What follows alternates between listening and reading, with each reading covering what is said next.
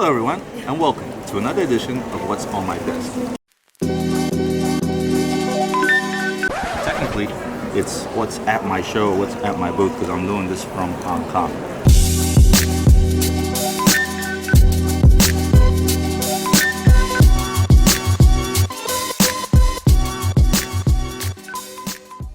And there's actually a reason why I decided to do this is because my friend, Ryan the Lion, you've seen him before in the Hong Kong videos, he's also here displaying at the trade show. And I wanted to talk to you guys about Franck Muller's, which I never usually have in stock or sell much of. He, however, does sell quite a few of them, and he's got his hand on the pulse, and he knows exactly what the market is, what's hot, what's not. And I'm going to go to his booth now and actually show you what it's all about. Ryan the Lion. So anyway, so I'm telling people that Franck Muller is actually pretty hot in Asia. We don't sell much in the US, although we're trying to. And you guys have a few, so I figured I'd ask you all about them. Now, I know they sell much better in Asia, Middle East, not as much in the US, and I think the reason for that is because Franck Muller shot himself in the foot with the internet guys when he asked everybody to take everything off and the brand kind of died down.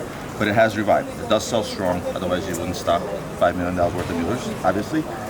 What's selling regularly and what's like the hottest right now?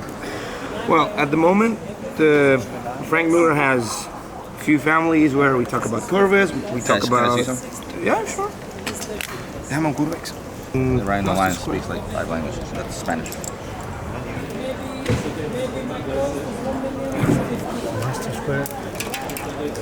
So which one is this? This is a Curvex.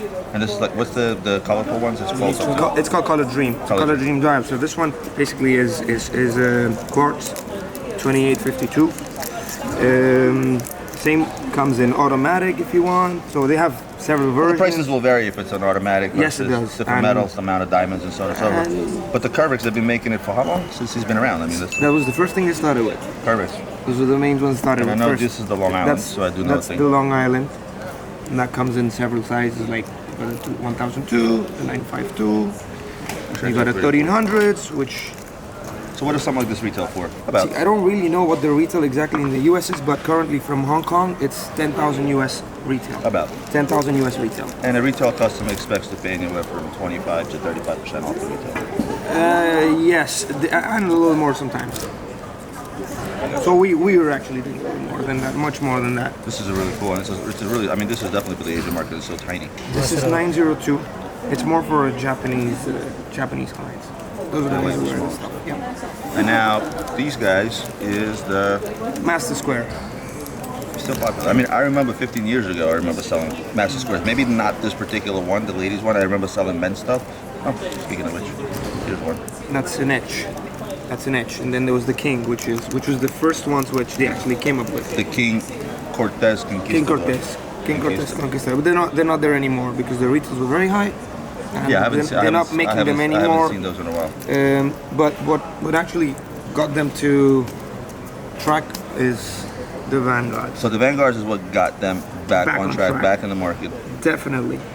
They probably this would is a have. hot watch. They would have had a tough time if they wouldn't have come up with this. I mean, this is a great looking watch. What's the retail on this? 21,900 US. I mean, that's the retail. No, I mean, 20-some thousands. Figure you get about 20, 25 off retail as a retail customer to buy one of these things. It's a hell of a deal under 20,000 for a beautiful gold watch. It's versatile. Now this is actually rubber. This is not crocodile, right? No, it's rubber. So you can go swimming with this. I mean, it's called a yachting watch, so obviously it's definitely a marine theme. And it comes in a slew of colors. This is the white one. Actually love this for the summer. And in steel, what's it retail for? Steel's it's like 9,400 US. I mean, so figure even if you buy this watch at 20 off, you're picking this up for about $7,500 to $8,000. It's a hell of a deal for a summer watch. Compared to the summer edition, for which you're paying 50-some thousand. It's stupid. And they started up, and they're spending more money on their watches nowadays with these buckles that they're making. Because earlier they were just making regular buckles with charging the same price. So these ones are the V32. I mean, these are cute as hell. This is and lady stuff. You've got Color Dream. Color Dream. Now, I mean, they're repeating exactly what they used to do. They're taking their Color Dreams, their Crazy Hours, and they're putting them in all the different models with different colors. And they're making different sizes. Like Exactly. And they're making automatics, and they're making quartz, and in the same style. I remember back in the day, there used to be always a confusion on model numbers when they said, well, what's the 7800 or 5800? And it really just referred to the size. And at the end, it was like Q, Z, D, which is diamonds or whatever. Still the same now. So they're making different colors. I mean, this is beautiful. I mean, these things are gorgeous. Now, what's the retail on the ladies? Oh, very similar to the 9,400 I told you. So around 10 grand. So I mean, for presents, a summer watch for a girl, this is gorgeous. Ese es el retail. Es el retail de este. Sorry, 7,000. 7,000 retail. I mean, this is a bargain, if you ask me.